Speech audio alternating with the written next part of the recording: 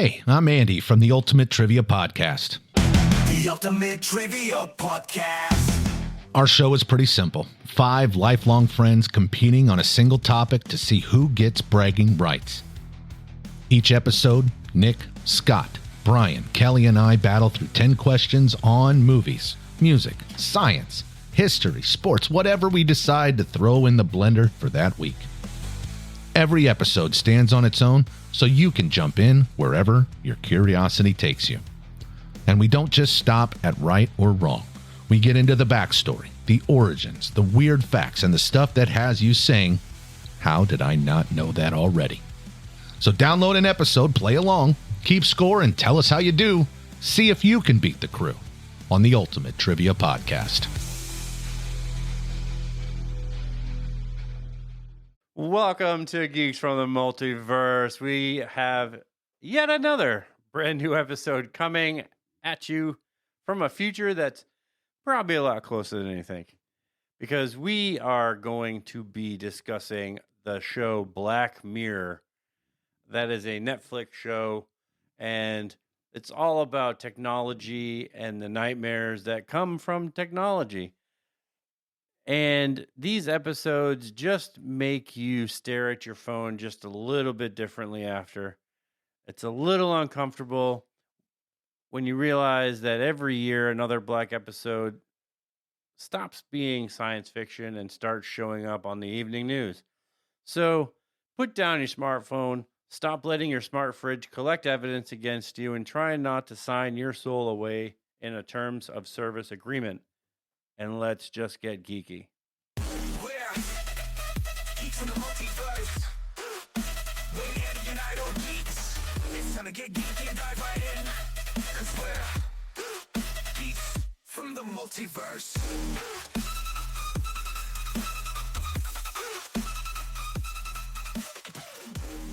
What's going on, everybody? Welcome to Geeks from the Multiverse. We are talking Black Mirror, and I am one of your hosts, Grumpy Beard.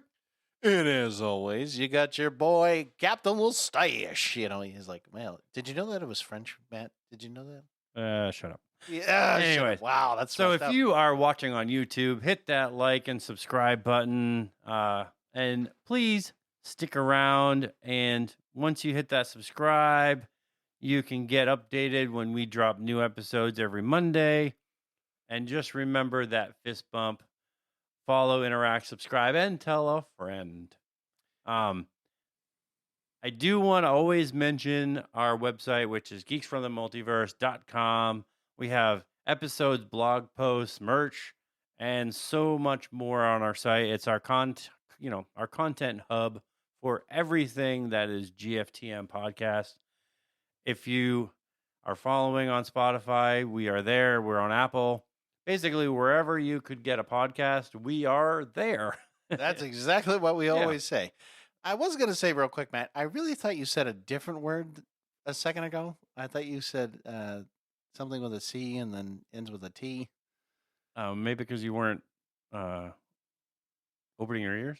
No, I was opening my ears. I'm just saying the way I heard it. I was like, he better not have just said that on the show now. I certainly did not say it. Okay, well, that's what it sounded like. But anyways, no, I just wanted to make sure that we were very clear on this. So, we like to start off before the show to little small talk here and there. But Yeah. I know Matt's got an interesting topic real quick that we're going to talk about. Well, unless you live under a rock, if you at least check out our show and you know what we talk about, like, there are certain things that, come out periodically. Yeah, it's that our geek culture related. So recently Spider Noir came out. It's an Amazon Prime show. And it's only 8 episodes, so it's not really that hard to sit down and watch. I think I watched the whole thing in one thing, but It's more like a Saturday afternoon, but it's fine. it's just a very unique show in that it's not Disney, and I think that's what makes it refreshing. But it's one of those shows. It's I think it's probably one of Nicolas Cage's strongest acting that he's done That's surprising. in modern years. I mean, Nicolas Cage is sort of that guy that's like, I think a script could be mailed to his house from a fan, and he would be like, "Yeah, I'm good. Let's go." Like he's just been in so many different movies, but like this show is just so much different. Like he has so much range, and the whole 1930s private investigator, private detective motif that he's putting on as an actor it's just it's cool to see. Like there are scenes that just made me giggle because I was like, if you know anything about like 1930s film, this is how he's acting. Exactly how they did back in the actual 30s, and it's pretty amazing. But they did the show in a way where you can watch it in this like true hue color, but you could also watch it in black and white. And I would recommend watching it in black and white. I mean, that's the way it was designed, Spider Noir, right?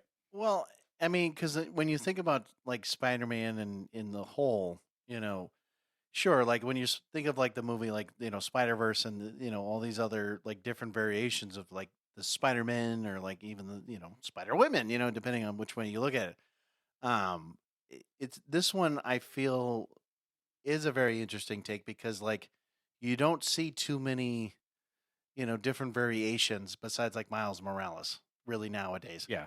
So to take something that sure, it's been in comics, it's been mentioned in like certain movies and in other things like that, like different variants, and the fact that yes, you're right, with Disney not touching this thing and actually like letting Amazon kind of doing its own thing.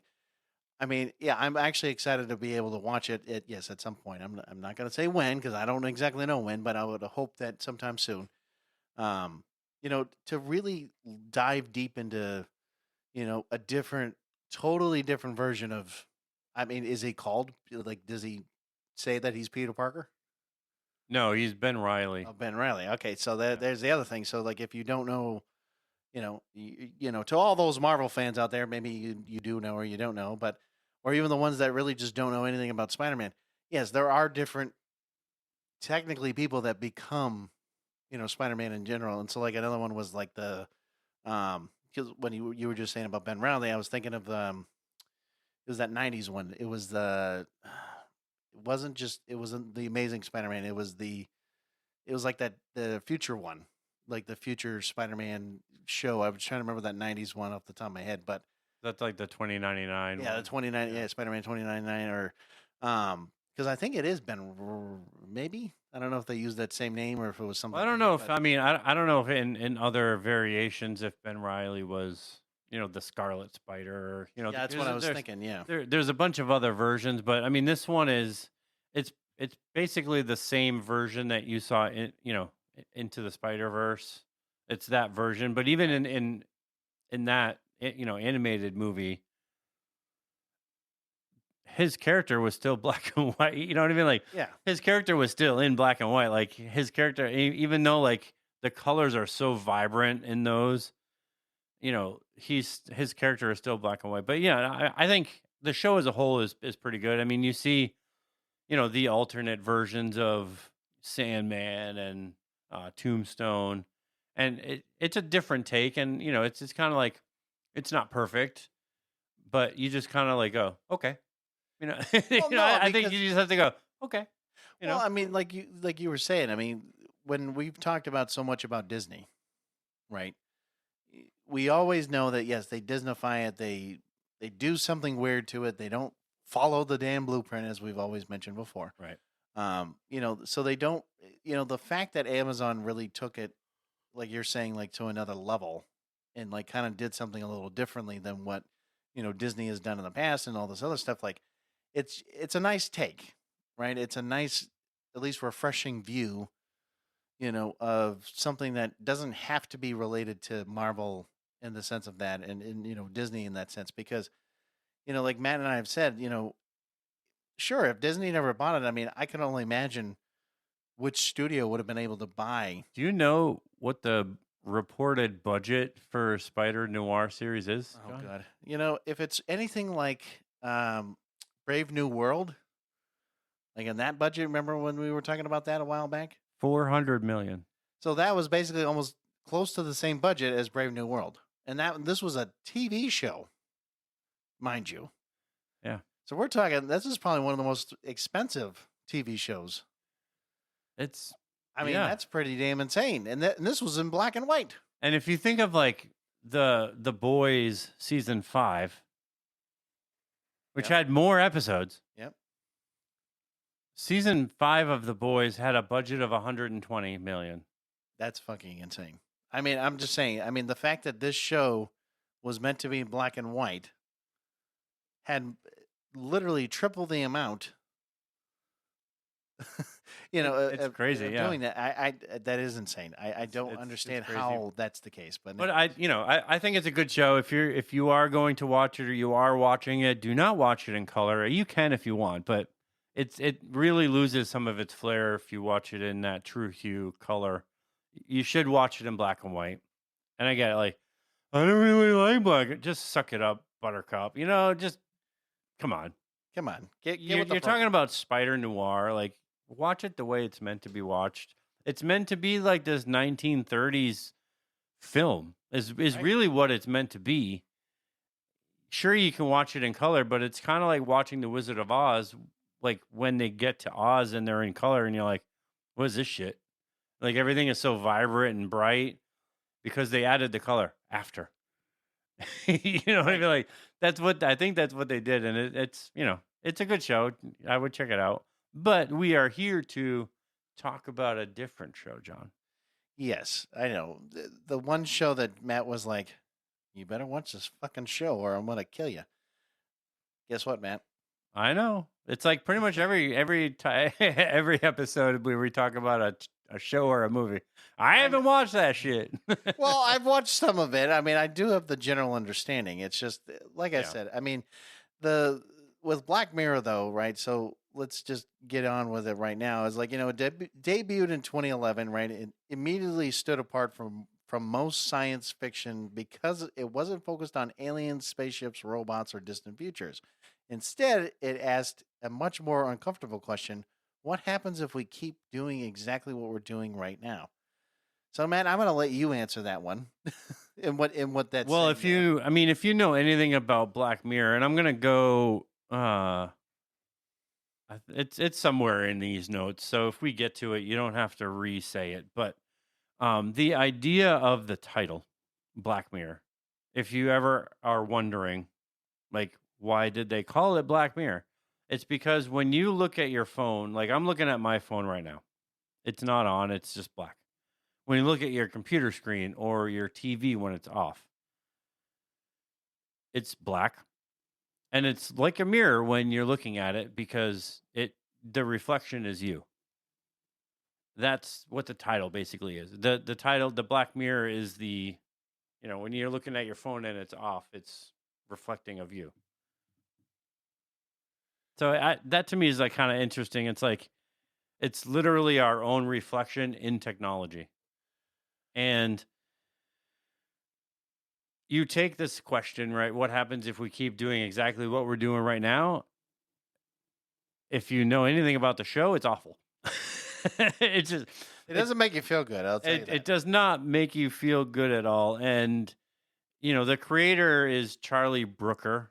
He built the show around this idea that technology isn't inherently evil.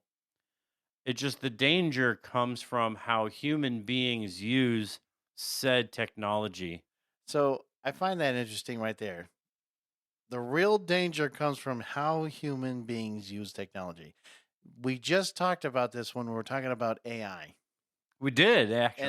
And this is what we're talking about. So the guy literally created a show that really mentioned everything that we were talking about with AI and everything else, and the fact that this could be our reality, and it already is in some ways right now. So this, I'm just gonna say it, Matt. I don't know if it's like Inception, where it's just like a big old mind fuck, but like this is getting. I mean, basically, this show is a giant mind fuck because you can look at like American Horror Story kind of does this. They have a version where every episode's different, but this show has an anthology format that is both a strength, but it's unlike anything else that is on TV, because one week you could have this real psychological horror story, and then the very next episode it's a love story, and then the next it's heavy satire, and then the next it's sci-fi. It's like not every episode is exactly the same, and you're like, what the hell is happening now? Well, yeah, and I was also going to say, well, I guess I'm going to mention a little bit of Marvel here for a second. It's kind of like watching WandaVision because you never know what you're going to get because you go. Yeah, it's a from lot one to- different than No, I'm WandaVision, joking. but I yeah. am joking on that, but yeah. I mean, you could have one episode that looks exactly like Star Trek, and it's like this weird parody, and they're doing different things. And then all of a sudden, you get to this one where it's like this little toy robot thing is attacking people. It's like it's just completely different, and the show just explores different fears, I think, without being trapped by one certain cast Mm. or a certain storyline. Like each episode really does stand on its own, and each episode has different cast members, different people in it. I mean, imagine paying all of these people just for. I mean, now granted, for them it's only this one episode, but I mean, Yeah. now I mean, how many seasons right now? Is it what, like 8? 5, I believe. Was it only 5? I thought. Yeah, it was no, more than that. I think they're just on 5. But they've done. There was a movie that they did, where it was like, Netflix had this whole choose your own adventure type thing that they did with it, where Okay. you would have to choose the next scene. So you would watch to a certain point, and then it would give you an option of A or B, and then that would guide the rest of the movie of like where you went from there. So, I mean, they've done different things, but I think it's just you watch it and it's things that could be plausible, even if they're like way out there. You kind of like, I could see this happening. Well, I mean, think about everything that we've ever talked about. There's, especially like, I'm thinking of one, and it was kind of a random example, like Last of Us. You know, everything, at least in the beginning of that show, we're not talking about the second season. We've talked about how, like, for example, like zombies, like, that could be a real thing if you look at it in a way that, Last of Us, and they were talking about fungus. That isn't that far off, in the sense of plausibility. I know it's a kind of a random Right. example, but looking back at this, it's like, well, shit. I guess I could actually see that. Yep, we're gonna one day just it's gonna dry up, and yep, the Earth's gonna fucking either blow up or whatever the fucking case is, whatever it may be. But it's it's like that scary reality you just don't want to happen, but you know that at any moment it could happen. Right. So I don't know the whole Channel 4 thing in these notes, but I do know that this show originally, like, it probably still is, like, it's a British, like, it's kind of a British, like, created show. Like, Yeah, okay, I guess I can see that. Yeah. so I think, like, their Channel 4, maybe in the UK is, a dedicated network, but it eventually did come to Netflix. So Netflix, like, does own Black Mirror, which they're right now they're on they just did season 5. So, but I think, like, you look at season 1 through 3, and fans of the show would say that those probably are the strongest episodes, like the best seasons. And I mean, you can see it in the show when you look at the season 1. The earlier episodes definitely had smaller budgets, and then as they get going, like season 3 and season 4, you have complete episodes like USS McAllister, and it's like almost completely Star Wars, and there's graphics that they're using, and there's certain things that they're doing, and it's just So, fun fact, actually, there's 7 series, or I guess, because if we're talking about the British style, it is series, not, seasons, but there are 7 series, and actually, it was renewed for an 8. So technically, I mean, you weren't, I guess, too far off, but yes, Yeah. there are 7 currently, and then, because it's weird because if it was 2011, you would think that it'd have more, um, series, I guess, or seasons, especially Yeah. because it's been around for so long. But So Channel 4 is a British free-to-air public broadcast television channel owned and operated by Channel 4 Television Corporation. Hmm. So it's probably like our public. well, like PBS, Yeah. yeah, probably that makes sense. Um, so like, I mean, again, I haven't watched all of Black Mirror, but what many fans still consider is that seasons 1 through 3 are the strongest runs of episodes. But here's the thing, it's funny about this. Channel 4 owned or did all 3 of those seasons, and then Netflix took over after season 3, and I think it was like, yeah, from 4 up until now, this is what they've been doing. So it's interesting that they're free to broadcast like system that was considered the strongest, because you would think because Netflix has a bigger budget, maybe it would be a little bit better each season the way it keeps going forward. I don't know. I mean, Netflix also has been known to buy shit and then completely, it's kind of like, again, just like Disney. They like to change things way out of control because they Yeah. just can do whatever the fuck they want. So, and I guess this is an interesting one, but like the fact that Black Mirror changed modern science fiction. The fact that a TV show in some ways changed how we view science fiction. I mean, because like if I can see that. I mean, well, hold on. It's kind of like when Star Trek originally came out. Star Trek was a phenomenon that changed how science fiction, at least back in the early '60s, and then going forward, it was a staple. So then the fact that this show coming out, in like the early 2010s, changed how we view science fiction now. I mean, I'm not saying that it can't. I just find it interesting that this one show definitely has somehow influenced on how we view science fiction now. Yeah, I mean, I definitely could see that because I mean, it's more technology based horror. The idea that it's not necessarily like we said before the technology that's the inherently evil thing. It's how we are using it, or how much it progresses, and how we use it, and how it's implemented, and how we maybe overuse it, or if we're using it at all, is really the kind of negative thing. And we kind of like get to this thing when you watch a Black Mirror episode, or you're watching anything that's Black Mirror, you can see like, oh, this is definitely like Black Mirror. Even if it's not Black Mirror itself, like you can watch a movie that's, a newer movie or a different TV show altogether and be like, oh, this is sort of like Black Mirror. Because I don't remember what I was watching, but I said that to Danielle when we were watching something.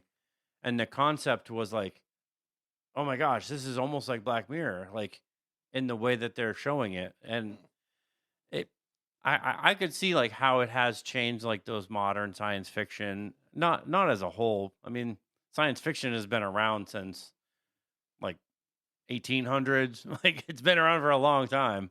So the idea like, oh, it's changed science fiction forever. I don't know about that, but it definitely has been. It might have had some like like influences and things like that too, but sorry, I don't know where I'm at. I don't know. See, I know it's all good. I feel like it's definitely one of those shows that it can definitely help progress what modern science fiction would be. Yeah. This is what we're doing now. Oh yeah, this is what we're doing now. No, I know nobody understands what we're doing right now. It's all good. It's probably good. No, that's good. Probably better that way. No, I'm just saying that, with science fiction in general, I mean, sure, you look at Star Trek and how they viewed it back in the day, and then you look at, um, Star Wars and so many, all these other like things that have come about, they have their own take, but it's interesting that, you get a show like this and you go, holy shit. Well, Like I this is mean, modern day. This is what it, what do you think of it, what it would be? And then, you're also talking like 1960s, but they were doing sci-fi stuff in like 1920s oh and no, 30s. You know I'm what I not mean? saying that they So weren't. I'm just saying like if you were talking about like a pioneer of, like sci-fi in general. I was mentioning more like I said, yeah, like and I, Star and I, Trek and a I little think bit, but it's like Black Mirror has created more conversational science fiction than like Star well, Trek or Star Wars could, because you have people that like, oh, I don't watch Star Trek or I don't watch Star Wars. But like when you talk about an episode of Black Mirror that's literally like somebody walking around, like people walking around, and their social status has a number attached to it. And if you have a higher number, you can actually get a coffee at a shop. Whereas if your number is below a certain level, like there's a sign in this episode on one of these coffee carts that says like, if your score is under this, like we won't serve you. It's like, so people are literally chasing like, you see it in the episode, like when this lady's like, somebody's like petting their dog and they take a picture of it and they post it. Everybody just turns around and goes like, and their social score just increases. I'm thinking of So it's just that chase of like, that chase of being like the one person who's standing there and doesn't like it, like your score goes down and everybody looks at you like, you're like a underclass citizen. What are you doing right now? no, and I mean no, and you're right. I mean, because like I mean that honestly could happen too. And I'm also thinking of the Orville because I also and it sounds kind of weird when I say it like this, but I do remember an episode that kind of reminds me of this. Like what you were just talking about, because it's interesting. Like I said, if a show influences other shows that and they may like kind of reference like another show, but it's like still influential. Like because like when not even just like the Orville, but like Family Guy, like a lot of the sitcoms. Like how many times do you see them doing like parodies of like certain things, and they're like oh like I'm just gonna say it randomly, but like Britney Spears or like like the random incidents of like celebrities or like the other TV shows, and they'll reference other things and do all this. I mean, if you get a show that can be referenced, and especially like in other shows like that, or even just like in culture in general, I mean, it says a lot about what this show really has done, and because it's so random and you just don't know, um, no, I'm not going to do that, man. I'm not going to shut up and dance. Okay. Okay. I'm just letting you know right now. Because no one would see me. So why would I shut up and dance, man? Just keep talking. No, I'm just saying that it's with Black Mirror. I mean, like I said, even the very first episode, it was a very, I mean, yeah, I could see it being very weird and like not knowing what the fuck is going on, but I just was sitting there watching the very first one and I was like, what the fuck is going on? And I really didn't have a clue, and I was like, and by the end of it, you're just like, oh, that's great. So basically, this guy, and I'll say it, basically, he was told that he had to go fuck a pig. I'm not going to explain the whole episode, but basically, that was kind of the gist of the end of it because they were like, they kidnapped it was like one of the princesses of whatever. It was like like basically in England, basically, you're talking about like the, Princess of Wales or whatever. So, like, at the very end, it was like, well, yep, this guy had to go fuck a pig. And you're like, well, that's just fucking wonderful. And of course, he's scarred for life. And then everyone was watching it on national television. That's just wonderful. And that was just the first episode. The very first episode that you'd ever, and you go, well, that's a weird fucking episode to start with. But you're like, well, I guess in some ways that sounds like that's a good time. Or you're like, wait, what the fuck did I just watch? And so like that's what we're saying is like you just you really don't know what to expect. And I think that's what also makes it brilliant. Because you're never really going to know what is going to happen next. 'Cause like I said, because it's all random, because it's supposed to be these mind fucks, and you just don't understand really what's going on. Yeah. So we have some episodes here, and we're going to talk a little bit about, between the shows, like the episodes that kind of really were messed up and broke people's brains, and then we have some that are the best, the weirdest, and most memorable. Um, I will start with, I guess, the first one. White Christmas is regarded as one of the best episodes. It stars John Hamm and introduces these cookies, and I use quotations, cookies, which are digital copies of human consciousness that think and feel exactly like the original person. So if you think something like Siri, or you have like an Amazon, you have a Google Home, or one of these like Amazon Dots, right? If you think of a device like that, but it houses a digital copy of you, and in the episode, like, they're using these copies to manage their homes, they manage their schedules, sort of exactly like you would do at a Google Home, but it's actually like a digital version of you. And the implication of this whole episode is that society has essentially legalized this digital slavery.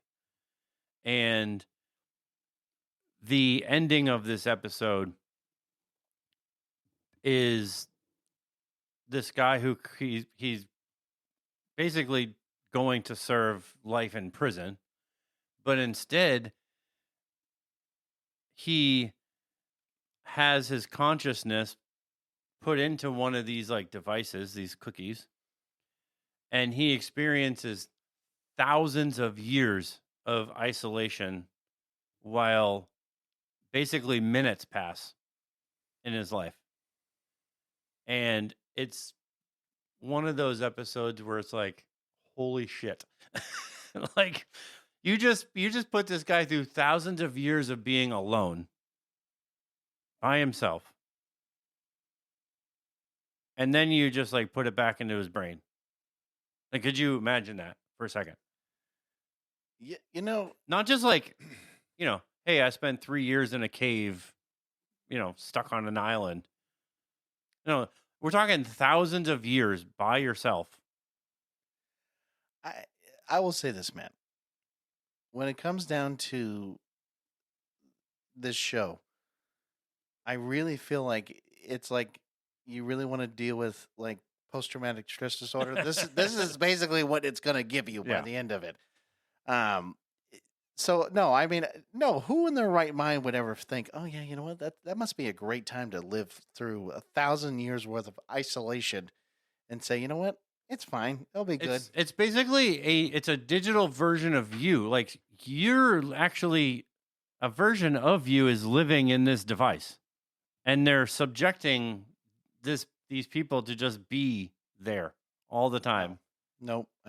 And that's what that episode is. And I highlighted the Shut Up and Dance because that was one of the episodes, and that one, I feel like there was a movie or something that was similar to what this episode was, but this episode basically tells the story of a teenage boy. His name is Kenny, and he's being blackmailed into committing these bizarre and criminal acts by anonymous hackers, and they're basically in possession of a video of him masturbating, and they're threatening to release it.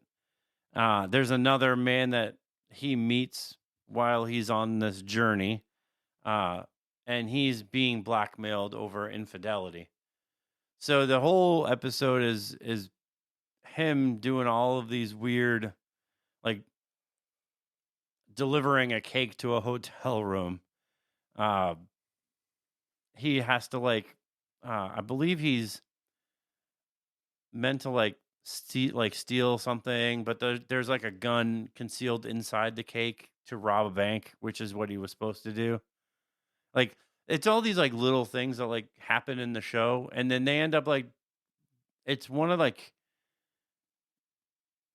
these weird twists because you think like at the end they're just gonna like, all right, you've passed, you've done everything, and they release it anyway. Like the video just gets released anyway, and you're like, a what? You're like, A what? so Like he's literally doing all of these things to try to like keep this video from getting out, like from his parents. Like the threat was like, we're gonna send this to your parents and every member of your family, the people you work with, like basically everybody is gonna see you masturbating on this video. And he's doing all this thing, like he's delivering the cake, he gets the gun, he's meant to go rob this bank and do all these things. And we look at him as like the victim. And he ends up, it's just, it's one of those weird, like weird twists in this whole, in the whole thing.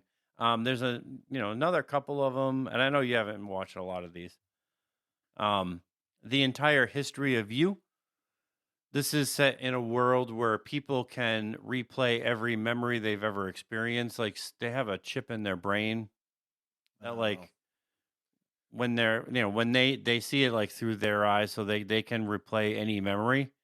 And the husband becomes obsessed with reviewing these old interactions and conversations and really just starts replaying like every memory over and over again, trying to find like this little needle in a haystack about his wife is lying or something. You know what I mean? It's like, oh yeah, you're playing this like it's really one of these tragic things of like this would really happen in real life because people would do this. Like I'm replaying this memory and you said this over and over again, and the wife is like, who cares?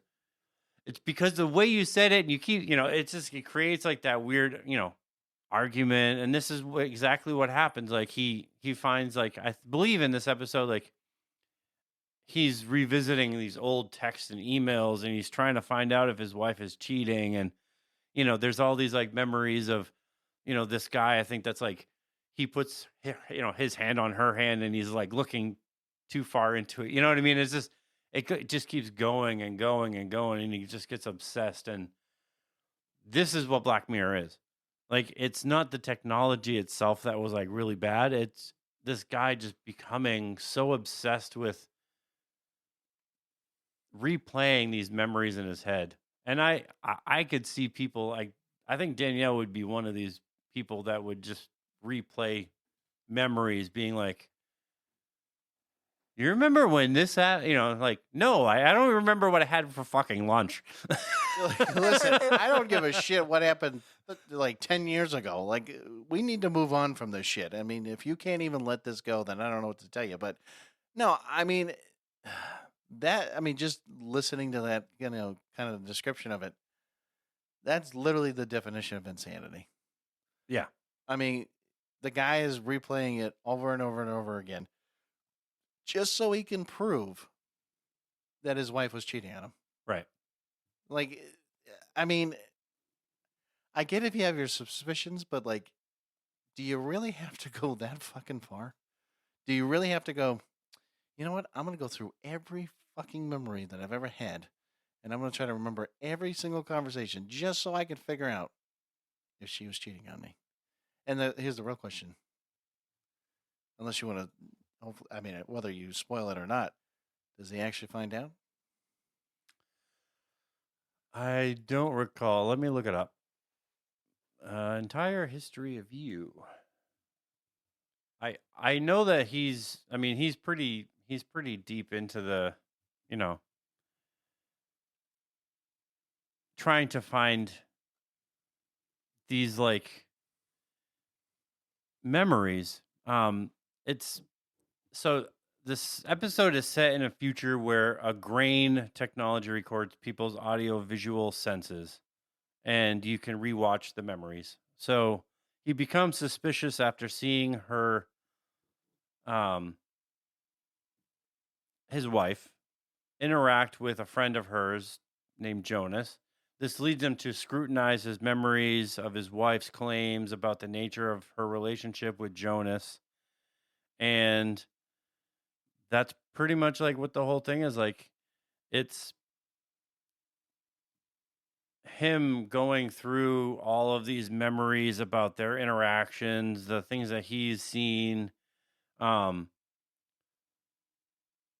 he's showing her the memories. He gets embarrassed. He interrogates like his wife, and yeah, she ends up leaving him. Their Oh. relationship, basically, he does find out like that they had some kind of a relationship, and it does not end well. So Yeah. again, does all this and still loses. Doesn't matter which way you look at it. It's pretty fucked up, man. Yeah. So and the whole episode just doesn't end very well. He continues at the very, very end of the episode. He continues to watch these memories of his wife and some other, this other lady, and he uses a razor blade and tweezers to remove his grain, and the screen cuts to black as he pulls it out. So that's basically where he gets to at the end of that. Like he basically pulls out the entire. I just can't. I really fucking can't. I mean, that is just something the hell else. I have no idea what to say on that. So playtest is another one. This one is Wyatt Russell, which he's pretty popular now, like nowadays. Yeah, nowadays. Yes. He is an American who playtests an upcoming augmented reality game in London while traveling. It's a horror game which accesses his brain and targets his fears. That's no. I'm gonna say it right there. I'm definitely gonna say no because Matt is like, oh, would you want to watch Turkey? Absolutely not. Or like, hey, would you like to see what free falling feels like? Absolutely fucking not. No, I'm good. I do not need to see that, and nor do I want to relive any of that shit. So, no. So yeah, I mean, this one obviously does not end well. I mean, he's seeing things, and it's reality and illusion become just impossible to distinguish. Like it's all augmented reality, so what you're seeing is like what you think is really happening, and it's one of those things. Like he goes into this room, and if you watch the episode, the room is like it's very white and just plain. Like there's just a table and the equipment and everything, and he ends up dying at the end of this episode, but it's like it's really so tragic, and this pretty much like every Black Mirror episode, it ends very, very tragically, and none of these. I mean, I don't know. I mean, there are some kind of feel good ones, but they're very here or there. Like this one is one of the most tragic twists I think in the series, but a lot of them have like these weird, just tragic twists that like you kind of like as you're watching the episodes, you're watching it unfold, and you're like, yeah, this is not going to end well, and it usually doesn't. Black Museum.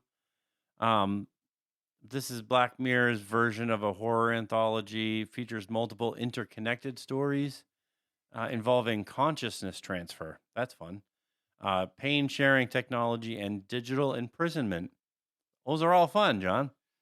No, I thought your favorite one was the digital imprisonment, man. Oh yeah, I love figured that. That one. Oh wait, no, actually, besides that one, the pain sharing technology. He'd be like, "Hold on, if I'm fucking around with this, John, you're gonna also feel my pain." Bitch. So every story revolves around people exploiting technology for profit. The museum itself becomes a symbol of humanity turning suffering into entertainment. Oh, I like that. Not really. So the best, the weirdest, and most memorable episode, San Junipero. One of the rare optimistic episodes. Elderly people can upload their consciousness into a digital paradise after death. This one was truly unique, and I actually did really like this one. It follows two women who meet and fall in love inside the simulated world. It raises fascinating questions about immortality, identity, and what happens after death. Um, actually won multiple Emmy awards. So this one is like one of those ones where these two women, they're not together outside in the real world, Right. but they have paid to upload their consciousness into this like paradise digital world where they will live forever, not as old women, but like Yeah, just maybe their younger selves. Yeah. like their younger selves. And everybody, this world is like, I think at one point they go to like this rave and it's, everybody's just dancing and you're going there like as you visually would see yourself. So they're like the younger versions of themselves and they meet and they're interacting with each other. Like one of them doesn't really want to be there, understandably. But it is one of the rare optimistic Black Mirror episodes. Well, Like, you don't get them a lot. the fact that one episode won multiple Emmy awards, that says a lot. Yeah. So that's what we're also saying too here is that, if one episode can win multiple Emmy awards and having those, well, like we've already mentioned before, but like that influence, like that just something about it that made it special or, that uniqueness to, like what television is. I mean, to have one episode win multiple Emmy awards that, technically, trying to get like the best film, for for even a movie. Right. And you're talking about one fucking episode in a TV show that won multiple? I'm just saying. That seems, I mean, it's ridiculous at the same time, but that's quite interesting. And especially for a TV show like this. Yeah, so it's the fourth episode in the third series. Oh, okay. That's where this one is set. I'm trying to see where the awards. There we go. I don't really see any. Anyways, I'm moving on. USS Callister. This one, I actually they did like a second part of this episode in I think season 8, like one of the latest seasons. And I really really loved the idea behind this one cuz they copied that like feeling of like the kind of cheaply made Star Trek, that Yep. just that 60s vibe. But it was that mashup of Star Trek, this workplace comedy and psychological horror. And what the episode is about is this programmer creates digital copies of his coworkers. This is where Black Mirror does a lot of this like digital consciousness, digital copies. But he creates these digital copies of his coworkers and he traps them inside this like science fiction fantasy universe. And inside this world, he basically he's God in this world. Like he has all the power. He controls what happens and what doesn't happen. Hmm. And he is like the ship's captain. And Okay. it just explores this toxic fandom, abuse of power, entitlement. I mean, it's just one of those episodes that's entertaining. Like it's cool the way they did it. Nosedive. This is the one I was initially saying about the social interaction. It's set in a world that where your social interaction is rated 1 to 5 stars. And your score determines where you can live, where you can work, where you can travel, socialize, where you can shop in particular. And the main character is this woman who becomes obsessed with maintaining the perfect rating. And if you can imagine in this episode, she makes one mistake where I think she like votes somebody as a 1 star. Hmm. And from there, like her very, very high score just keeps going down. And she just escalates this way worse than it. Like soon like she almost has like a 0 score or like I think she almost goes into the negative and she can't go anywhere. Like public transportation is out of the question. Like everything is based on your social score. I This one I think is the most. I mean, it's the easiest one to like look at, but it's also the one that's like I could see a world where this is the thing. Like well, if your score isn't high enough, like you can't take a taxi, you can't buy a coffee at Starbucks or where you can't go anywhere or do anything, and you have this world where like if I'm wearing a nice hat and somebody goes, "Hey, nice hat, 5 stars." Everybody around that person's going 5 stars, 5 stars, 5 stars. And if you're the one person that just goes, I don't really like the hat, it's 1 star, then everybody's looking at you.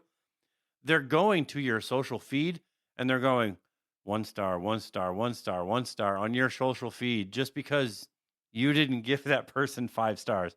Like that to me is like the fucking ridiculous bullshit that this Well, show is. and the one thing is too is that when you start to look at it, like how, especially technology, the way it's been going, yes, this is probably going to be one of the ones that I would agree that you can definitely see this happening.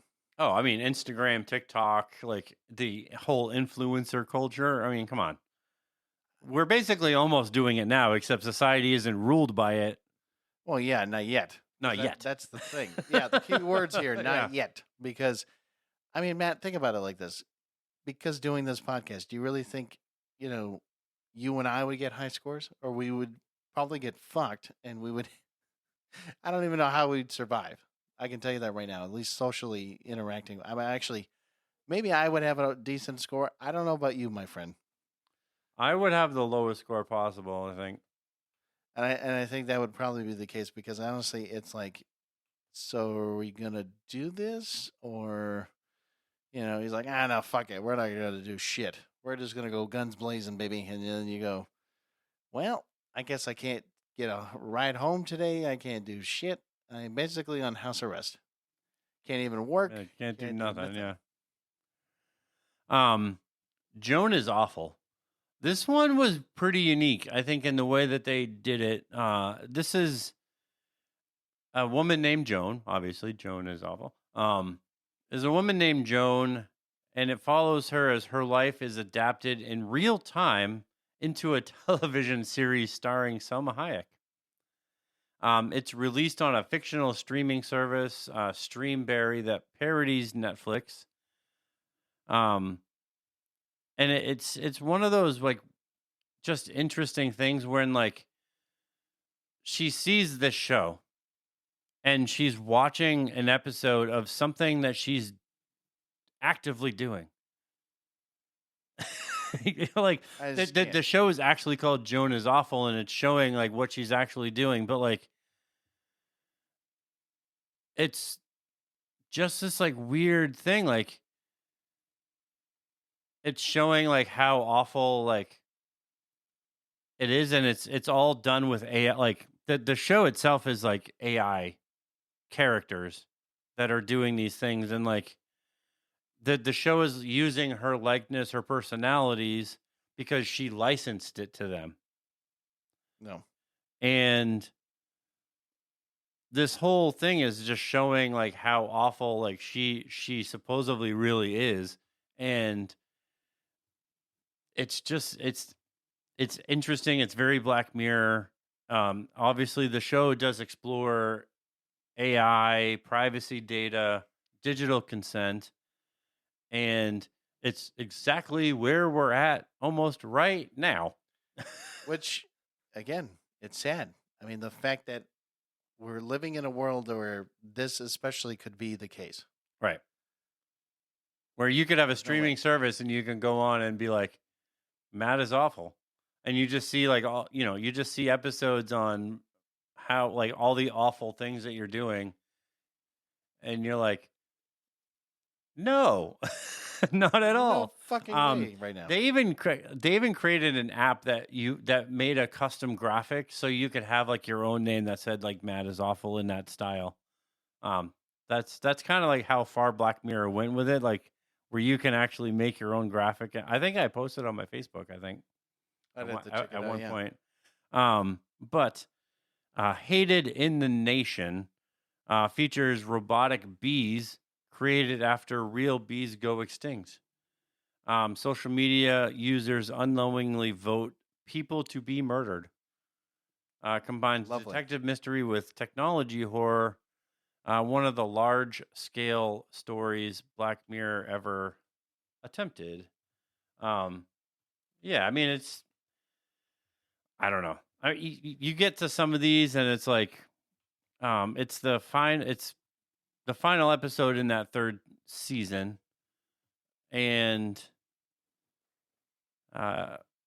premiered on Netflix October 21st, 2016.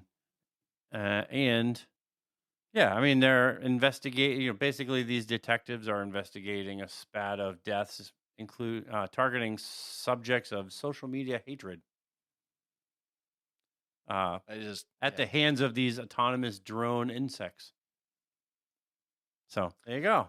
Yeah, Matt. Do you really want to deal with like robotic bees? No, for saying something on social media and then having these fucking drone bees kill you. No, thanks. I'm good with that. Oh, I thought that was your favorite pastime. Getting attacked by robotic bees. I think I'm good with that. And it's one of these things like, we can say so much of this like, oh yeah, some of these were set in the future, some of these were, some of the episodes and what they showed are like things that cannot take place like right now because of the technology, but Right. there are so many things in the show that already exist in some form. Like AI chatbots can imitate personalities, echoing concepts from certain episodes. Like there's one that's Be Right Back. Like having an AI chatbot like completely imitate somebody's personality. So like I could right now create an AI personality of John and chat with it like it was John. Like that is Yeah. stupid. That just it's dumb. Deep fake technology. I mean, we know of the deep fakes. I mean, those were big, a few years ago, but it's even worse now when you can recreate voices and faces with such alarming accuracy, right? I mean, and it's true because I mean, think about all the remember we were talking about like the actors and things like that, where the likeness and everything else. Yeah, I mean, It's Hollywood right now is actually actively talking about creating AI actors and actresses to put in movies. Like not ones that like are alive, like Right. actual fake AI personalities that are actors that they can put in their movies. Right, and do whatever the fuck they want. Like this is where we're at. This is black. Like we're living in Black Mirror. Social media, a lot functions like the primitive version of nosedive: likes, follows, views, engagement. We have influencer careers. People. I mean, look at Mr. Beast. Oh yeah. Oh yeah. His whole life is driven by follows and likes and views, and I mean that's smart devices constantly collecting data about our habits, routines, purchases, and behavior. If you've ever said something out loud and you go on Facebook and all of a sudden you see an ad. Or right, or basically another thing is like, you talk about that one thing and then all of a sudden it's like, hey, did you want to talk about this or do you want to explore Or this you look option something more? up on, you look something up on Chrome on your phone, and then all of a sudden, like you're on Instagram or you're on Facebook and you see an ad for that. Like you could look up Carl's Jr. and I can guarantee you within that day, you will have ads for Carl's Jr. I might have ads right now if I go on my Facebook and look at Facebook and be like, Carl's Jr. He's like, and this is why when Matt told me to shut up, I did. Because this is the point. Because unless you wanted to start affecting your life or like understanding the fact that you really just don't know who's listening, and they're like, oh, hey, by the way, oh, that Carl's Jr. looked at. Hey, do you want to get the directions for that place so that we can get over there right now? And then you're like, it's also kind of reminds me of that one joke. I laughed, my wife laughed, the toaster left. Yeah. The fridge. It's like, okay, then we're getting too far. I don't know what to fucking say at this point. I think moving on to Pillar 4. The good old Black Mirror isn't just. We're on Pillar 4, bro. Oh, we're whoops! I am sorry. I realized that afterwards. My bad. I'm sorry. we're I was we're, like, we're I don't know. We're I'm already sorry. on like facts and trivia over Oh, here. right. I am sorry. Anyways, Yeah. So many viewers, jokingly refer to modern news stories as another Black Mirror episode. I mean, it's not that far off. Well, I mean, when you look at the next thing, like several episodes have already gone viral after their release because real world technology caught up to the premise, Which says a lot. which says quite a bit. Yeah. Well, and the fact that they're already kind of predicting the future. Well, and then Charlie Brooker himself has also commented that reality sometimes becomes stranger than the ideas he originally wrote as satire. And when you look at, there's 8 seasons of episodes, plus there's, the individual ones. I think like Joan is Awful was an individual idea. And you go, wait, reality, he thinks reality is stranger than ideas that he wrote. Yeah, okay. That You're like, and we're done. and we're done there. Yeah, I think we're done here. Black Mirror isn't predicting the future; it's documenting human behavior. It's more true than you think. Yeah, I know, which is pretty sad. And then, of course, the technology changes, but the flaws stay the same. Yeah. And again, talking about like human, like just emotion and everything else. Guess what? If the fact that it even says in the beginning, it's not the technology, it's the person who's using that technology. Yeah.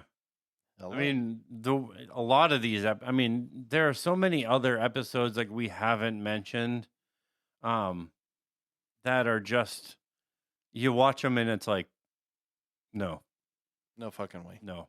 I hope that that's not our fucking world. Like, social media basically, and you're like, I mean, it's not far off, but I really hope that doesn't be the fucking case because I already know Matt and I would have two totally different scores in it. But the thing is we would both be like, well, we don't care who we hang out with, but because it's based off of your social media following and things like that, you kind of go.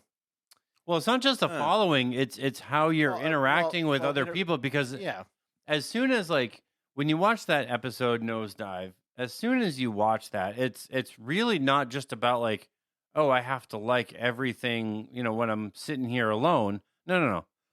Somebody next to you could post a selfie. Everybody gets that notification. Like everybody gets that notification. And the minute you go like, hey, I really like your hat, you would be on their page and you would be like their whole page. So their social score would go up. right. And you would see another guy with a really cute dog and you go, oh, nice dog. 5 stars, 5 stars, 5 stars. And everybody around him is giving him 5 stars, 5 stars. So it's like the minute like you do something that's like, you bump into somebody and you go, what the fuck? Well, guess what? Well, 1 star, 1 star, 1 star. And your social score starts going down. And then everybody sees you and they're like, nah, 1 star. I know. And it's pretty sad because I'm thinking of like police body cameras, and they record everything. So it's like you're sitting there and I guess if let's say you're the one being pursued or this and that, it's like, yep, well there's digital evidence, and then imagine just like uploading that whole entire video, and then be like, well shit, and then this whole social system that they're like you were just mentioning. I'm like, nah, I don't really know if I really want that to be publicly shown. But guess what? You didn't have a choice because now it's physical evidence, and they're going, like you said, 1 star, 1 star, 1 star, and then all of a sudden you're like, fuck, like what do I do now? Like, right. Yeah, but I mean, I think the show as a whole, like if you're into that like science fiction and you're kind of into that, I mean, a lot of the episodes are dark. They have really tragic endings, tragic twists. But when you look at the show as a whole, like the show is really good. Like Yeah. it's a really, really good show. It's a lot more thought provoking and interesting. You know, a lot of it could be plausible if you look at it. A lot of it is the technology just isn't there quite yet, but like Right. it's just a really, really good show. And if you haven't, checked it out at all, you should check it out because it's a really, really good show. And some of the, you know, the movie that they did, I'm trying to think of the name of it. Because it was like an interactive one, right? Yeah. Hold on. Keep talking. I mean, I don't know, man. I mean, we've already covered a lot of it, but It's Bandersnatch. oh, That's what it's called. okay. So it's a interactive sci-fi film where you have to make the decisions. It's on Netflix. I don't know if it's still there, but it should probably still be there. And you follow this guy named Stefan, and he's working on his video game Bandersnatch. Mm, And as a viewer, you have to make these choices for Stefan.